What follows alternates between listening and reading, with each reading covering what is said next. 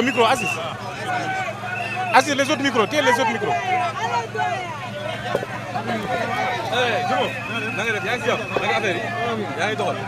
Salam alaikum, beaucoup Sénégal.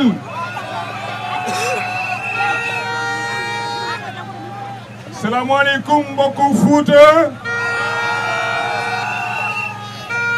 Salam alaikum, beaucoup Dakarou. maa ngi leen di nuyu bu baax a baax di leen tatagal di am mbégte lool participer ci manifestation bi pour la libération de mon frère et ami Farba Ngom. Le message ne sera pas long. Vous avez marché, vous vous êtes battus, vous avez organisé des conférences de presse. Vous avez la loi avec vous.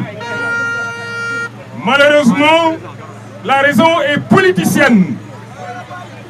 Avec le président Macky Sall, Farba Ngom a fait de bons résultats dans le Matam et dans le Fouta de manière générale.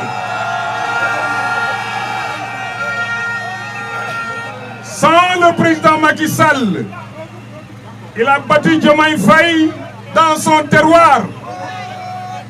Sans le président Macky Sall, il a battu Ousmane Sonko dans son terroir. Donc, il était devenu l'opposant à abattre.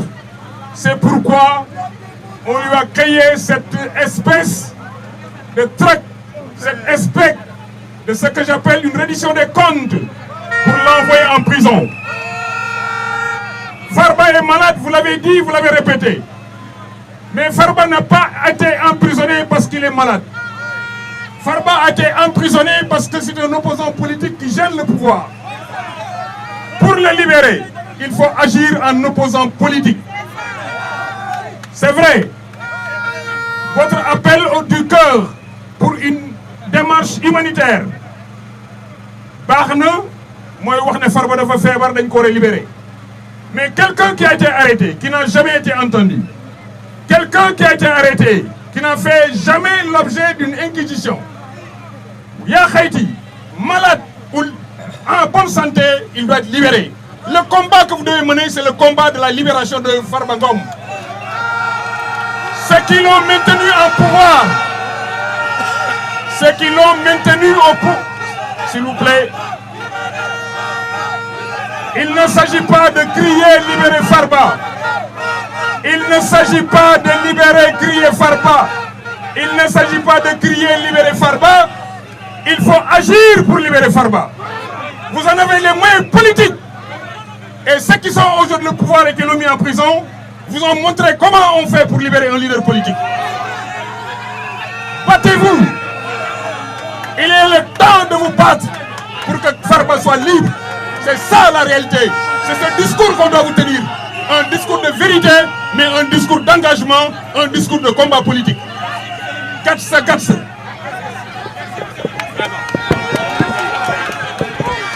Merci. Minana Yonde, libérez, libérez, libérez, libérez, libérez.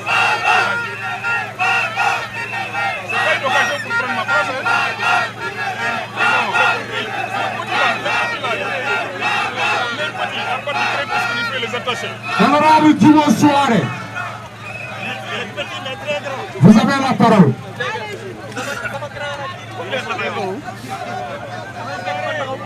Assalamu alaikum wa rahmatullah. Libérez, libérez, libérez. maa ngi leen di nuyu di leen féliciter seen mobilisation bi. Le maintien de l'honorable député Farba Ngom en prison benn signification rek la am. Mooy ni le régime actuel est en train de violer les droits fondamentaux des Sénégalais te loolu ci dëkku démocratie lu ñuy bañ la du ñu ko nangu tey du ñu ko nangu ëllëg. Le maintien de l'honorable député Farba Ngom en prison dafa am lu muy traduire rek ñoom fi ñu toll nii dañoo tiit ils sont aux abois xam nañ ni tey les Sénégalais ont compris et xam nañ ni tey rôle bi nga xam ni Farba Ngom mi ngi koy jouer en tout cas au sein de l'APR et au sein de l'opposition ci kattanu yàlla di nga génn ak jàmm ak salaam dinañu xeex ñu génn ñu dem ay élection ñu dóor leen ñu jëlaat réew mi asalaamaaleykum wa rahmatullah.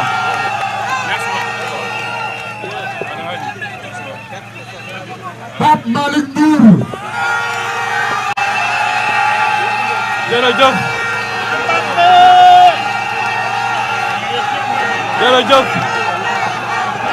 jërëjëf jërëjëf jërëjëf jërëjëf jërëjëf léegi jërëjëf merci beaucoup jërëjëf mbokki Sénégal ñu ngi leen di nuyu ku ci nekk ci turam ak santam Bangiraɓe Futankoɓe Bangiraɓe Bosayankoɓe ñu ngi leen di nuyu ku ci nekk ci turam ak santam léegi nag déglu leen ma léegi ñun ñëpp dajaloo nañ fii ci G2 ñun ñëpp def nañ déclaration wax nañu ne l'honorable député Farba Ngom est un prisonnier politique, est un détenu politique qu'il faut libérer de gré ou de force. Sànq doyen Babacar Gaye wax na ko on doit libérer Farba non pas seulement parce qu'il est malade mais on doit libérer Farba parce qu'il est innocent. On doit libérer Farba parce que luñ koy toppee du dëgg du yoon mais dama ne nan ngay toppee di koo xam ne da nga koy toppee pour détournement d'argent public alors qu'il n'a jamais géré l'argent public. nan ngay jàppee koo xam ne da nga ne dafa jot xaalis bu mu war a jot alors que ba léegi gisuñu fonctionnaire ministère des finances bu ñu jàpp moom mi nga xam ne moo viré xaalis bi.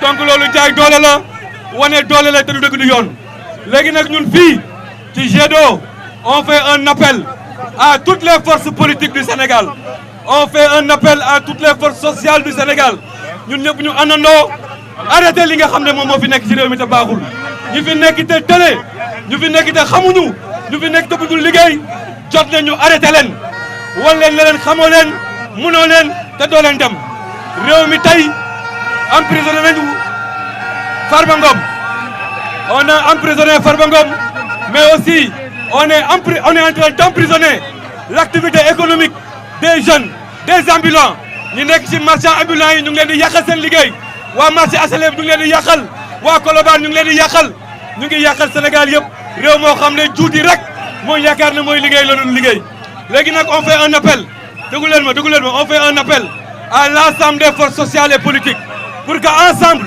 ñu créer benn force mun a arrêter la souffrance des Sénégalais ñi fi nekk ñu jëlee leen fii créer un gouvernement de transition ñu woo président Macky Sall mu ñëw yeggali mandat bi ñu dem ci élection incha allah bu soobee yàlla Sénégal teguwaat ci yoon loolu mooy dëgg le Sénégal réclame un gouvernement de transition ñi fi nekk ñu delloo leen si jaayum juuti ñu fi nekk ñu delloo leen ci li nga xam ne xamuñ ko mënuñ ko ndax xamuñu gérer réew mënuñu gérer réew loolu mooy message bi je vous remercie merci beaucoup.